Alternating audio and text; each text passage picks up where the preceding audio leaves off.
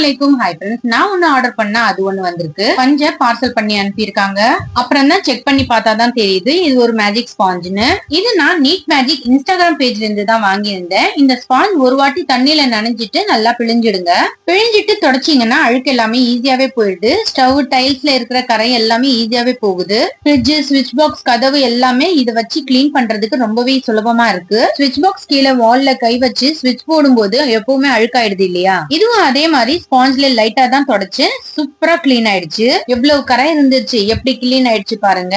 அதே மாதிரி வாஷ் பேஷன்ல இருக்கிற அழுக்கும் ரிமூவ் ஆயிடுச்சு. இந்த ஸ்பாஞ்ச் அழுக்காயிடுச்சுன்னா தண்ணியில கழுவிட்டீங்கனாலும் ஈஸியா ஸ்பாஞ்ச்ல இருக்கிற அழுக்கு எல்லாமே போயிடுது. அப்படியே புதுசு மாதிரி ஆயிடுச்சு.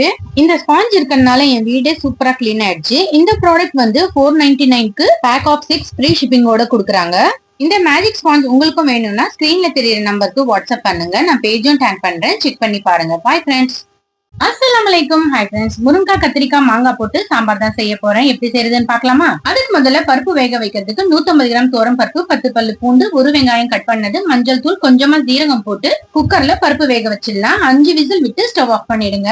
முருங்கைக்காய், கத்திரிக்காய் கட் பண்ணி வச்சிருக்கேன். கத்திரிக்காயில பூச்சி இருக்கான்னு பார்த்து கட் பண்ணுங்க. வேக வச்ச பருப்பை கடைஞ்சி வச்சுக்கலாம். இப்ப தாளிக்கிறதுக்கு ஒரு பாத்திரத்துல எண்ணெய் சூடானதும் கடுகு, ஜீரகம், ஒரு பெரிய வெங்காயம் நீளமா கட் பண்ணது, பூண்டு இடிச்சு போட்டுக்குங்க. கருவேப்பிலை சேர்த்துட்டு தாளிச்சுக்குங்க. 3 தக்காளி கட் பண்ணது சேர்த்துட்டு கட் பண்ண முருங்கை கத்திரிக்காயும் போட்டு மஞ்சள் தூள், மிளகாய் தூள், தனியா தூள் சேர்த்து மிக்ஸ் பண்ணி விடுங்க. காய் வேகிறதுக்கு 1 கிளாஸ் தண்ணி சேர்த்துட்டு காய் வேக விடுங்க.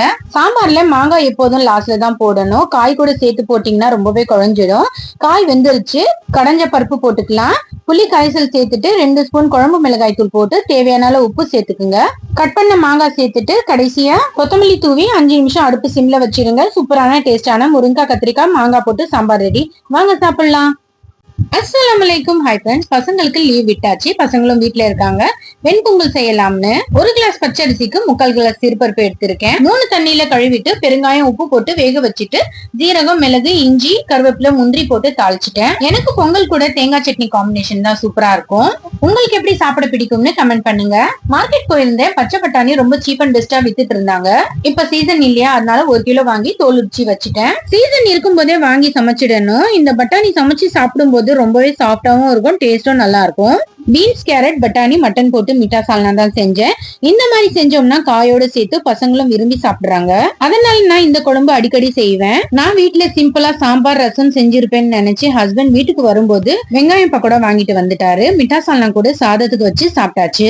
ஈவினிங்கா கார்லிக் பிரெட்டும் பீஸாவும் ஆர்டர் பண்ணி வீட்லயே சாப்பிட்டுட்டு என் பொண்ணோட ஃப்ரெண்டு வீட்டுக்கு போயிருந்தா. அவங்க பெர்ஷியன் கேட் வளர்க்குறாங்க. அது ஒரு 4 குட்டி போட்டிருந்தது. பாக்குறதுக்கே ரொம்பவே கியூட்டா இருந்தது. அது கூட விளையாடிட்டு